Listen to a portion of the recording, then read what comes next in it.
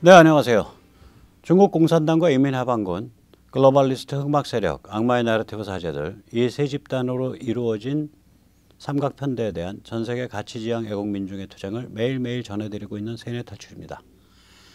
오늘은 제가 좀 욕을 바가지로 먹을 수도 있는 소리를 좀 하겠어요. 지금 국힘에 지금 들어간 최재형, 국힘 최재형에 대해서 미리미리 줄 세우기 하지 말아달라. 그거 별로 안 좋은 일이다. 그 얘기를 하고 싶습니다. 먼저 잠시 세뇌탈출 자유구독료 부탁 말씀 올립니다. 신한은행 140-012-108493 주 백모 프로덕션입니다. 참으로 어려울 때인데도 꾸준히들 도와주셔서 백모 세뇌탈출 뚜벅뚜벅 진행할 수 있습니다. 감사합니다. 지금 최재형 씨가 그냥 최재형이 아니죠. 국힘 최재형이에요. 이제 체제가. 그래서 지금 상태는 국힘 최재형과 제야 윤석열 상태입니다. 지금이 굉장히 크리티컬한 시점이에요. 굉장히 중요한 시점이에요. 그래서 이 최재형이라는 한 인물에 대해서 개인적으로 호불호, 선호한다. 이건 절대적 자유죠, 물론. 그러나 국힘 최재형은 조금 얘기가 다르고, 더욱이 이제 자유보수 운동을 한다는 그런 분들이 국힘 최재형으로 줄 세우기를 이렇게 주도하면은 이건 좀 아니지 않냐 이런 생각이 들어요. 김종인만도 못한 겁니다. 김종인은 이제 이런 말을 했거든요. 윤석열이 당 밖에서 시선을 끌어야 한다. 지금 입당한다고 누가 안 봐준다. 좀 의미심장한 얘기를 했어요. 제가 가끔 얘기하지만 지금 최재형 후보라 그렇게 예비 후보라 그래야 되는지 아직 아마 등록 안 했죠. 이분은 좀 몇 가지 앞으로 증명해야 될 게 좀 있습니다. 물론 윤석열도 마찬가지지만 우선 첫째 그 주변이 이 정의화 이런 사람이거든요. 그러면 정의화는 박형준과 아삼육이고 박형준은 홍석현과 커넥션이 깊어요. 또 김무성 이런 사람들이 이제 이 최재형의 주변을 형성하고 있는데 이런 것들에 대해서 우리가 좀 그러니까 문제를 제기를 해야 되든지 혹은 좀 잘 관찰하고 있어야 돼요. 한편 이제 윤석열은 상당 기간 앞으로 최소 1, 2개월 동안 당 밖에서 입당을 안 한 채 지지층 확보 그리고 지지층 증명 캠페인을 벌이게 될 것으로 추정이 됩니다. 자, 이런 상태에서 우리가 상황을 어떻게 이해하고 움직여야 되는지 좀 고민을 할 수밖에 없습니다. 사실은 제가 어저께 깜짝 놀랐어요. 이제 자유보수 쪽에 이제 여론 주도를 하는 유튜버 중에 한 분이 저한테 전화를 해서 백모는 지금 최재형 지지하지 않고 뭐 하고 있냐. 그래서 하도 제가 기가 차서 윤석열이든 최재형이든 백모를 지지해야지 백모가 지금 윤석열 최재형 지지할 군번이냐. 나는 내 군번이 더 높다고 생각한다 라고 농담적으로 말을 했습니다. 물론 농담이죠. 이 국힘 최재형에 지금 줄 세우기를 서두를 때가 아니에요. 심각하게 얘기하면 그 관점이나 또 진영, 그러니까 최재형 주위에 누가 있는데, 근데 최재형이 예를 들어서 중국이나 이런 문제에 대해서 어떻게 보고 있는데 관점, 또 최재형 주위에 누가 있는데 진영, 그리고 최재형이 홀로 떴을 때 특히 자기 힘으로 지지율을 얼마나 당길 수 있는데 이런 데 대한 검증이 없이 야 무조건 줄 서라. 이거는 아니다. 그래봐야 이게 중국 공산당 기쁨적으로 전락한다. 본인은 그게 그렇지 않다고 생각하더라도 이유를 좀 말씀드릴게요. 우선 국힘 조중동의 두 개의 진실을 은폐 중입니다. 이때 두 개의 진실이라는 건 뭐냐면 하나는 글로벌리스트 망상이죠. 그러니까 이 바이든을 내세운 글로벌리스트 흑막 세력 그리고 워싱턴 스왑프 그리고 깨조아좀 이 자들이 얼마나 잠재적으로 위험한지 또 이 자들에 의해서 사실은 세계 여러 나라 서방과 미국에서 정치 내전이 진행되고 있다는 거 이거 감추고 있죠. 두 번째는 국힘 조중동이 중국의 위험성을 감추고 있어요. 요새 이제 그중에서 조선이 한 번은 김대중 칼럼을 통해서 또 한 번은 이제 조금 이따 설명드릴 신간 소개를 통해서 중국 위험성을 알리는 아주 드문 글을 연달아서 이제 한 며칠 사이에 두 개가 나왔는데 중국 위험성을 전혀 안 알리고 있다고 봐야 돼요, 사실은. 국힘도 그렇죠. 국힘 국회의원 중에 누가 나서서 중국에 대해서 경고 사격한 적 있나요? 없잖아요. 지금 아까도 말씀드렸지만 글로벌리스트 복합체, 글로벌리스트들 또 스왑프, 워싱턴 스왑프, S, 워싱턴의 정계, 미디어, 러비스트, 정치평론가 이 집단이죠. 그리고 깨져아좀, 워크레프트, L, 그래서 GSL 복합체에 의한 전 세계 정치 내전 문화 전쟁이 진행되고 있는데 이거 안 알린다. 그나마 글로벌리스트 복합체가 이 GSL이 한반도를 불쏘시개로 사용하려는 음모를 진행하는 것 같지는 않다. 지금 중동은 거의 불쏘시개로 사용하려는 것 같거든요. 중동을. 한반도 불쏘시개 음모는 없는 것 같아서 그나마 다행이다. 그 대신에 한국에는 중국 위험성이 굉장히 높다. 굉장히 많이 침투해 있다, 중국이. 자, 중국이 2022 대선에서 뭘 바라겠어요? 하나는 야권 분열을 바라고요. 다른 하나는 대중 약체 후보. 그러니까 야권에서 대중 약체 후보가 나오기를 바랄 거다. 중국에 대해서. 제가 그래서 그때 윤석열이 그 그러니까 한미 동맹이 상수고 그 위에서 이 자유 진영이 먼저 결속을 해서 중국과 이렇게 이야기를 하기 시작해야 우리가 대접을 받지. 먼저 중국에 굽히고 들어갔다가는 박살난다. 이런 취지로 얘기를 하고 중앙일보 7월 15일자 인터뷰에서 그 다음날 주한 중국 대사가 저기 한중 관계는 한미 관계의 부속품 아니야. 뭐 이런 그 남의 나라 내정을 간섭하는 망발을 했을 때 제가 최재형이나 국힘 의원들이 싱하이밍을 비판을 해줘야 된다 했는데 아직까지도 비판 없잖아요. 이런 상황에서 자유애국심이나 과제는 뭐냐. 지역사회에 뿌리박은 역량을 확보하는 겁니다. 일단 놔두고 윤최에 대해서 등거리를 유지하고 국힘 바깥에서 자유애국시민의 지역조직 육성이 시급합니다. 뭘 내세워서 하냐? 무결선거. 야, 선거에서 이기고 투표에서 지면, 개표에서 지면 어떡하냐. 우리 선거감시, 선거법 개정 이런 거를 위해서 투쟁하자. 조직 짜고. 또 평등법 반대, 차별금지법. 이거는 사회의 전통과 도덕을 일거에 무너뜨리는 거기 때문에 평등법 반대. 그다음에 교육감 후보 만들기. 뭐 이런 투쟁을 통해서 외부에서 진영을 만들어야 될 때예요. 지금은 국힘 바깥에서. 이 자유민주 세력에. 그래 놓고 국힘 보고 야, 너희 후보 제대로 한번 뽑아봐 라고 푸시를 가야 될 텐데 국힘 최재형 앞에 줄줄이 줄을 서버리면은 판이 이상하게 꼬여요. 이게 이제 그래서 제가 이거는 중국 공산당 기쁨조다. 그런 태도는. 절대로 그렇게 하면 안 됩니다. 근데 제가 어저께 저한테 그 전화해 주신 분한테 그냥 대놓고 당신 중국 공산당 기쁨조냐? 라고 말을 하려다가 그러면 이제 싸움이 되고 감정화되니까 그냥 웃고 말았습니다. 그냥 제가 농담 삼아서 백모가 지금 최재형이나 윤석열 뒤에 줄 설 근본이요. 윤석열이나 최재형이 백모 뒤에 줄 서야지 하고 농담을 하고 치웠습니다. 제가 아까도 잠시 말씀드렸지만 조선일보가 뭐 의외로 갑자기 이런 글이 지금 두 번째예요. 한 일주일 사이에 한 번은 논설에서 사설에서 그 싱하이밍 주한 중국 대사의 그 윤석열 비판 혹은 윤석열한테 사실은 이게 거의 협박한 발언인데 그게 온당치 못하다라는 그러한 사설을 실었고 또 하나는 이제 오늘 그 송의달 기자가 이 중국의 조용한 침공이라는 책을 소개했습니다. 이 책의 저자는 호주의 대학의 교수죠. 클라이브 해밀턴 교수인데 클라이브 해밀턴 교수의 인터뷰를 실었습니다. 이 해밀턴 교수가 굉장히 통렬한 말을 했어요. 중국에 겁먹고 나약한 한국 정치인들 선배 세대가 어렵게 쟁취한 독립을 지킬 수 있나. 해밀턴 교수가 쓴 말이고요. 이 기사 보고 깜짝 놀랐어요. 야, 조선일보가 왜 이렇게 착한 기사를 썼냐.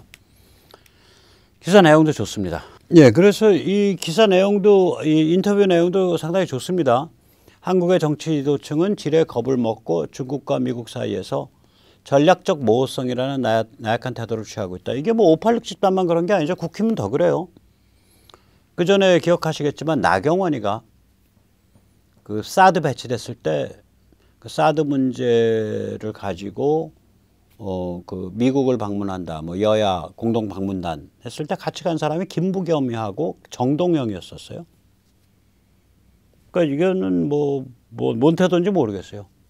한국 정부가 중국과 긴밀한 관계를 유지하면서 한국의 독립도 지킬 수 있다고 생각한다면 위험천만한 도박이다. 또한 그 윤석열에 대해서 싱하이밍이 이제 그 거의 협박성 망발을 한 거에 대해서 클라이브 교수는 이렇게 말합니다. 한국 정치인을 통제하고 압박하려는 목적에서 한 것으로 보인다.